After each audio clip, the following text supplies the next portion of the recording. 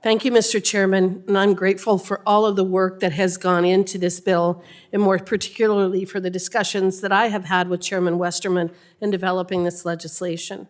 I also want to thank each of the witnesses for their willingness to testify in front of this subcommittee. We deeply value your input and knowledge and your expertise. I have one quick question for Mr. Strickler, and that is, Mr. Strickler, are you aware of which agency created one of the worst environmental disasters in U.S. history? Representative Hageman, I'm not entirely sure, but happy for you to enlighten me.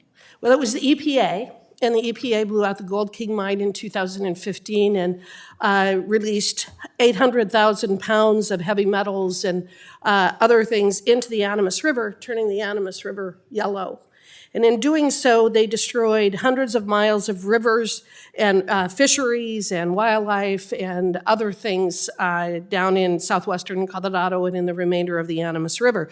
No one has ever been held responsible for that. So I think that it's very important that we understand who's actually got the skin in the game for conserving resources, conserving our natural resources, and our wildlife.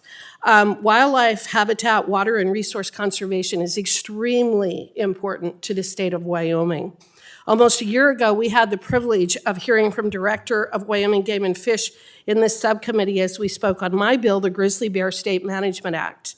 Mr. Brian Nesvik, the director of the state agency, spoke on the timeline of the Greater Yellowstone Ecosystem grizzly bear listing and attempted delistings. He made it very clear in his testimony that it's our state and local managers who are putting in the hard work on the ground and who best understand our local ecosystems.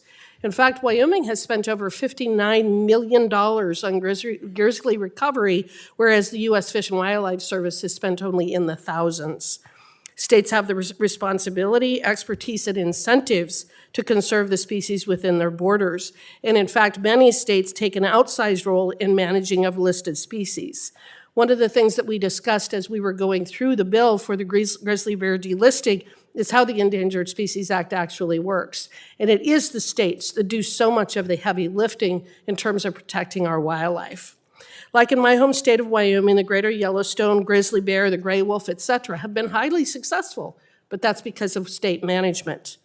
Mr. Booth, do you believe that the greater regulatory opportunities that are afforded to states under this bill will empower you to command more resources at the state level to conserve species in your state? Yes, ma'am, we do. Relative to some of the modest ESA reforms that are in this bill, really what it does is it perfectly captures the already healthy and productive and ongoing relationship that we're very proud of in Arkansas that we have with the U.S. Fish and Wildlife Service. We work every single day with our partners at our 10 refuges, and these people have dirt on their hands and smoke in their hair, and we're really, really proud of it. So, Mr. Booth, when the Fish and Wildlife Service has given states, landowners, and conservation groups clear recovery targets, do you believe that that has motivated the recovery efforts? Yes, I do.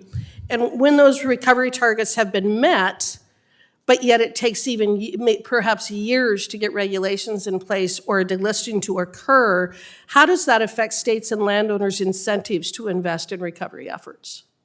It's often disheartening for landowners to see that regulatory changes or improvements move slower than putting habitat down on the ground. It ultimately erodes long-term support for conservation. Mr. Bronson, I'd like to direct some of these questions to you as well. When you have clear recovery targets from the Fish and Wildlife Service, do you believe that that motivates recovery efforts? Yes. And when a species is recovered, don't you believe that it also incentivizes people to work with more species when the Fish and Wildlife Service actually moves forward successfully with delisting a recovered species? Absolutely. When you have success, it breeds more and additional success. But when you're locked in and can't move forward on gray wolves, for instance, in the Great Lakes region, or grizzly bears in your state, it just frustrates all the managers involved in the process all the way down the line for other species down the road. It disincentivizes participation with the program entirely, doesn't it? Correct. Thank you. Again, I want to thank each of you for being here today and providing the testimony that you have, working with us to put forth a bill that is actually going to succeed at recovering species rather than being used as a zoning mechanism to control land and water use. Thank you, and with that, I yield back.